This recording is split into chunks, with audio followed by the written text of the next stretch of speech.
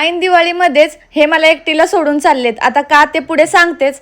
त्याआधी तुम्हाला तर माहितीच आहे, मी माझ्या माहेरी आली आहे आणि सकाळी सकाळी जिथं माझा भाऊ आहे ना, मला त्याचे नवीन आणलेले कपडे दाखवत होता. त्याने काय काय घेऊन आलाय लक्ष्मीपूजनसाठी आणि तो ते ट्राय पण मला करून दाखवत होता. आता लग्नाआधी सगळ्या गोष्टींसाठी भांडणारा भाऊ आज मला आवडीने एवढ्या कपडे दाखवतोय.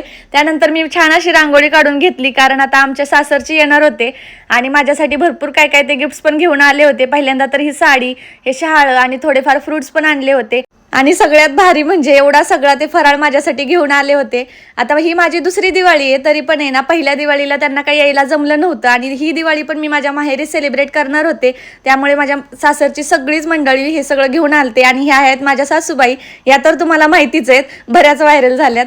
त्यानंतर सगळ्यांनी छान असं जेवण करून घेतलं. बऱ्याच दिवसांनी अशी पंगत बसलेली मी बघत होते आणि कसा वेळ निघून गेला ना ह्या सगळ्यामध्ये समजलंच नाही. आणि तेवढ्यातच ह्यांची निघायची पण वेळ झाली होती. आणि आकाश तर बघा, उतावळा नवरा आणि गुडघ्याला बाशिंग, त्यांनी अशी त्यांची अवस्था झाली की मी कधी एकदाचा गावी जातोय, ते पण मला एकटीला सोडून. याही वर्षी आता आमची दिवाळी अशीच असणार आहे. आता त्या सगळ्यांना तर बाय करून झाला, आता तुम्हाला सगळ्यांना सुद्धा बाय बाय.